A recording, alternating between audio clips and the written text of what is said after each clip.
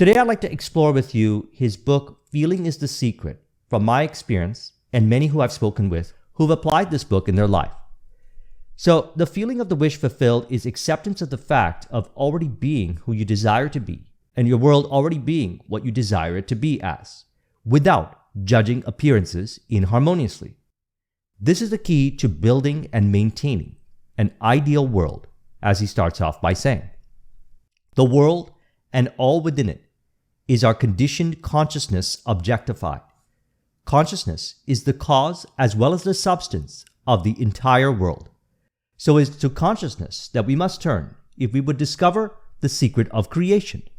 Knowledge of the law of consciousness and the method of operating this law will enable you to accomplish all you desire in life. Armed with a working knowledge of this law, you can build and maintain an ideal world. So change is initiated by feeling that you are now that which you desire to be. Otherwise, one may look around at this world made visible through the five senses and imagine it to be the same way they always did, and thus impress that on the subconscious mind to re-experience. Here we're discussing living the way you desire to live by capturing and abiding in the feeling of fulfilled desire, renewing the mind rather than conforming to the patterns of the world if undesirable, because as he says, consciousness is the one and only reality, not figuratively, but actually. This reality may be, for the sake of clarity, be likened unto a stream, which is divided into two parts, the conscious and the subconscious. In order to intelligently operate the law of consciousness, it is necessary to understand the relationship between the conscious and the subconscious. Now, in Thursday's video, we discussed artfully, without triggering resistance, releasing identification to beliefs that generate seeming separation between the conscious and subconscious aspect of mind. Beliefs that generate resistance to acceptance of already being what you desire to be in imagination, and your world already being as you desire it to be in imagination. If you haven't seen it, I'll link in the description to it. This is key, as he says here. The conscious generates ideas and impresses these ideas on the subconscious. The subconscious receives ideas and gives form and expression to them. So there's no real separation or gap between the two. It can only appear that way in mind through particular belief identification, such as shame. He says, by this law, first conceiving an idea and then impressing the idea conceived on the subconscious, all things evolve out of consciousness. And without this sequence, there is not anything made that is made. So if we have not reconciled the seeming separation between conscious intention and subconscious acceptance, then it can be experienced, as he mentioned, one not recognizing that they already are that which they want to be, and their refusal to believing this is the only reason they do not see it. Again, I don't believe anyone desires to walk around and not accept the desires as fulfilled. Simply put, being who they desire to be, nor do they consciously refuse to believe it. They instead subconsciously refuse to believe it based on beliefs that imply separation from fulfillment, such as shame. He says, the conscious impresses the subconscious, while the subconscious expresses all that is impressed upon it. Ideas are impressed on the subconscious through the medium of feeling. So the feeling of the wish fulfilled is acceptance that the desires of the heart are already fulfilled. And this can be done anytime and anywhere. Anytime a desire arises, go within, thank you, I already have, by capturing the feeling. And this is key, as he says here. Control of your feeling is all important to a full and happy life. So again, one does not walk around trying to not be in the feeling of a full and happy life. They may subconsciously do that, which is apparent as they can observe what state they're abiding in by what they are entertaining, as he says here.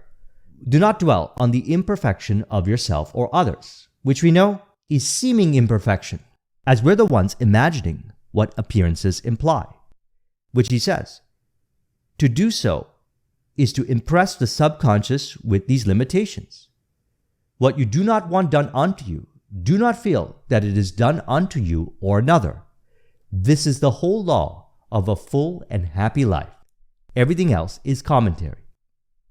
So I get asked a lot of questions regarding relationships and prosperity. How will they appear? And I always say, don't worry or judge how it appears. Know that it appears in perfect harmonious ways with all, as God plays all roles for you.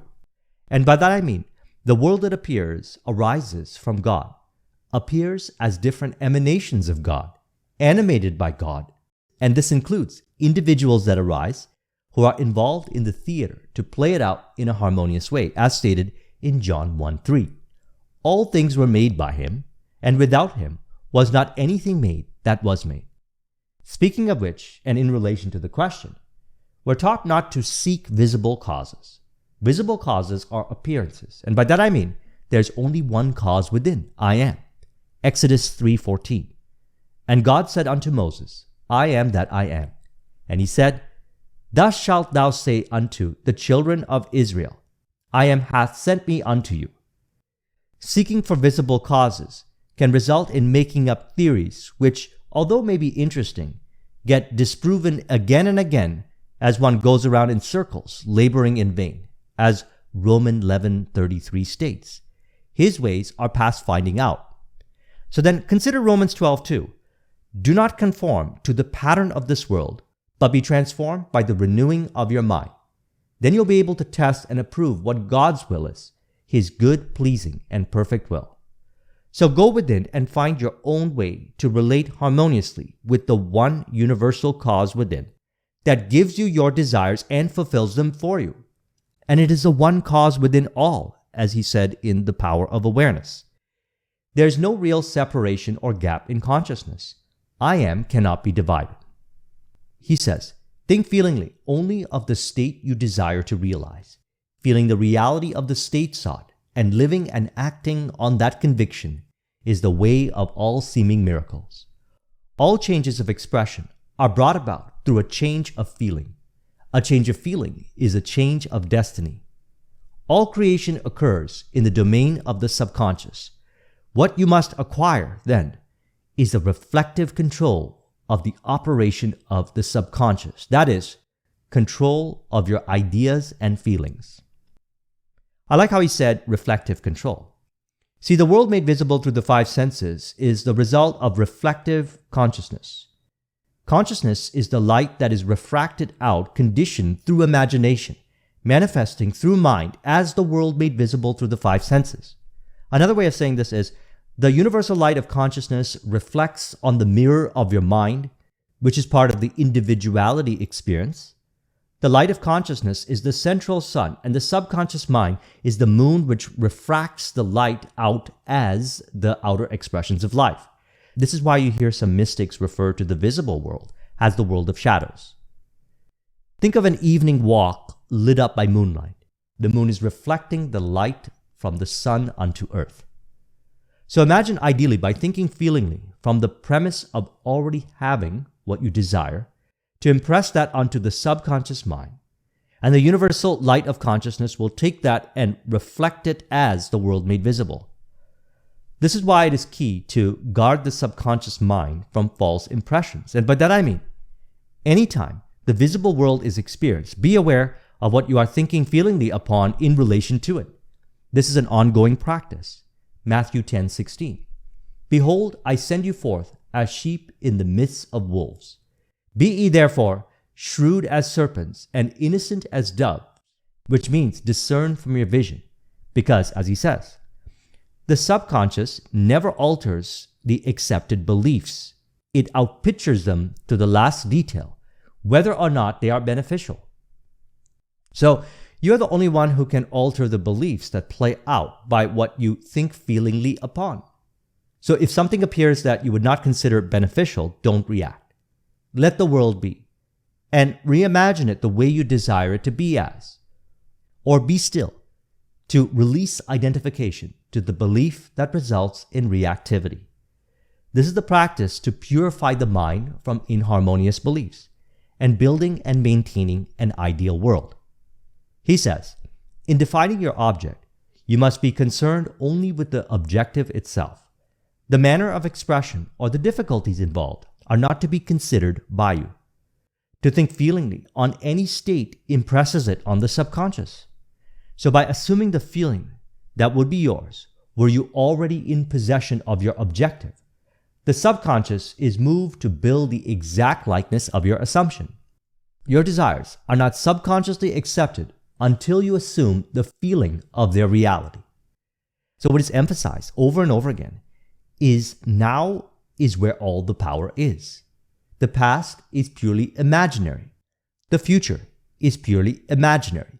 Now and always now is when you can impress the subconscious mind by assuming the feeling of already having what you desire.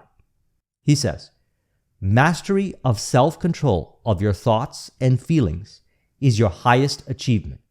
However, until perfect self-control is attained so that, in spite of appearances, you feel all that you want to feel, use sleep and prayer to aid you in realizing your desired states. These are the two gateways into the subconscious. So, two keys. Mastery of self-control of your thoughts and feelings is the result of daily practice of applying the law. It gets easier and easier. As the mind gets purified from inharmonious beliefs by self-control of your thoughts and feelings, you achieve mastery of self-control of your thoughts and feelings. Simply put, observe what arises in mind and let it be without identifying with it, if you consider it inharmonious to having what you desire. Now let's discuss the other key, which is prayer. He says, it is in sleep and in prayer, a state akin to sleep, that the individual enters the subconscious to make their impressions and receive their instructions. So there are different brainwave states. A state akin to sleep is theta brainwave, also known as hypnagogic state. This is the transitional state between wakefulness and sleep. During this transitional phase, the subconscious mind may be easily impressed with autosuggestions. He says, preparing to sleep, you feel yourself into the state of the answered wish and then relax into unconsciousness. This is the way to discover and conduct your wishes into the subconscious. Feel yourself in the state of the realized wish and quietly drop off to sleep. Night after night, you should assume the feeling of being, having, and witnessing that which you seek to be, possess, and see manifested.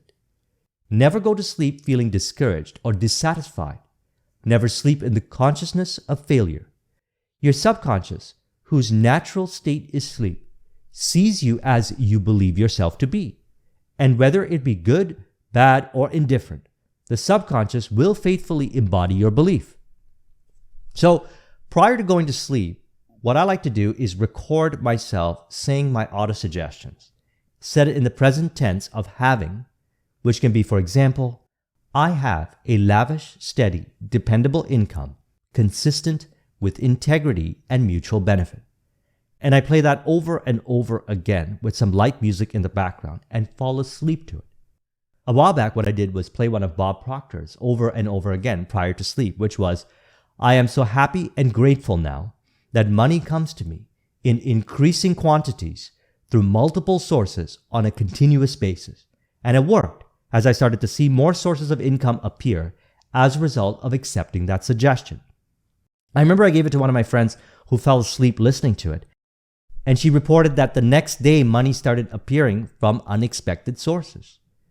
He says, the actions of the individual are determined by their subconscious impressions, their illusion of free will, their belief in freedom of action is but ignorance of the causes which make them act.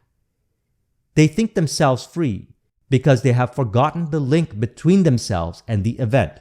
The individual awake is under compulsion to express their subconscious impressions. If in the past they unwisely impressed themselves, then let them begin to change their thought and feeling. For only as they do so, they will change their world. Do not waste one moment in regret, for to think feelingly of the mistakes of the past is to reinfect yourself. Now, so much of our actions we may perform automatically without discernment. as a result of previous subconscious impressions. This is why it is key to guard the subconscious from false impressions and think feelingly of only what implies the wish fulfilled or being what you desire to be. From these impressions, as he said, we appear under compulsion to express our subconscious impressions. Behaviors are a result of subconscious impressions. So a wonderful behavior is, prior to going to sleep, to ensure you fall asleep in the feeling of fulfillment, perhaps by looking over your day and acknowledging all the results and wonderful experiences. This also generates impressions on the subconscious mind to experience more of those in likeness. He says, by feeling your wish fulfilled and quietly relaxing into sleep, you cast yourself in a star role to be played on earth tomorrow. And while asleep, you are rehearsed and instructed in your part. So prayer is acceptance of already having what you desire. We capture that feeling as acceptance of the end wills the means of actualizing it. He says, prayer, like sleep, is also an entrance into the subconscious. Whatever you pray, enter into your closet, and when you have shut your door, pray to your Father, which is in secret, and your Father, which is in secret, shall reward you openly. Matthew 6:6. Prayer is an illusion of sleep, which diminishes the impressions of the outer world and renders the mind more receptive to suggestion from within. The mind in prayer is in a state of relaxation and receptivity akin to the feeling attained just before dropping off to sleep. Prayer is not so much what you ask for as how you prepare for its reception. Whatsoever things ye desire, when ye pray, believe that you have received them, and ye shall have them. Mark 11:24. The only condition required is that you believe that your prayers are already realized. So any form of prayer or autosuggestion done from the premise of already having leaves an impression on your subconscious mind, which the unseen power takes that impression and some way somehow externalizes it for you. He says, your prayer must be answered if you assume the feeling that will be yours were you in possession of your objective. The moment you accept the wish as an accomplished fact, the subconscious finds means for its realization. To pray successfully, then, you must yield to the wish, that is, feel the wish fulfilled. The perfectly disciplined are always in tune with the wish as an accomplished fact. They know that consciousness is the one and only reality, that ideas and feelings are facts of consciousness and are as real as objects in space. Therefore, they never entertain a feeling which does not contribute to their happiness, for feelings are the cause of the actions and circumstances of their life. So I like how he says that ideas and feelings are facts of consciousness and are as real as objects in space. This is being in harmony with inner and outer, yet acknowledging the one universal cause within that appears to animate all and appears as all that is animated. He says, on the other hand, the undisciplined finds it difficult to believe that which is denied by the senses, and usually accepts or rejects solely on appearances of the senses. Because of this tendency to rely on the evidence of the senses, it is necessary to shut them out before starting to pray, before attempting to feel that which they deny. So the senses truly do not deny, as we imagine what appears through the senses, and thus we can imagine what implies denial and what does not. And by that I mean, for example, let's say someone looks at their income for their month in their business, and it appears lower than last month. This doesn't mean that they won't actualize their business goals. The same is to be said about investments. We may see the value of them fluctuating up and down on the journey, yet we still actualize our goals. So during the journey, it is best to not react. In business, for example, I have many deals. If one deal appears to move slowly, that's fine. I focus on the other ones, and the one that was moving slowly starts to move faster. He says, capture the feeling associated with your realized wish by assuming the feeling that would be yours were you already in possession of the thing you desire, and your wish will objectify itself. Faith is feeling. According to your fate, be it unto you. Matthew 9:29. So in summary, The feeling is acceptance of the end. By that I mean capturing the feeling of being the way you desire to be now, having what you desire to have now, as in you are that, you already have it. This leaves an impression on the subconscious mind to allow the unseen to objectify the wish. And I like how he says, feeling is faith. He said one time, faith is loyalty to the unseen reality. Again, Ephesians 5:1. Imitate God, therefore, in everything you do, because you are His dear children. And how would we imitate God in everything we do? Well, God calls upon the unseen as though it is seen, and the unseen appears. Thus we feel it real, like that's the way it is, and allow it to happen. Like, let there be light, and the light was. So I trust you found this video to be helpful. Let's conclude this with an auto suggestion to further encourage. You could say, I think feelingly upon the fact that I already have all that I desire. I already am who I desire to be, to allow the unseen power within me to animate all and appear in and as all animated to actualize my vision, thus being in loving spirit of harmony with all. If you would like a copy of this mind map, the link is in the description. Thank you very much for watching. I'll talk with you soon. Take care.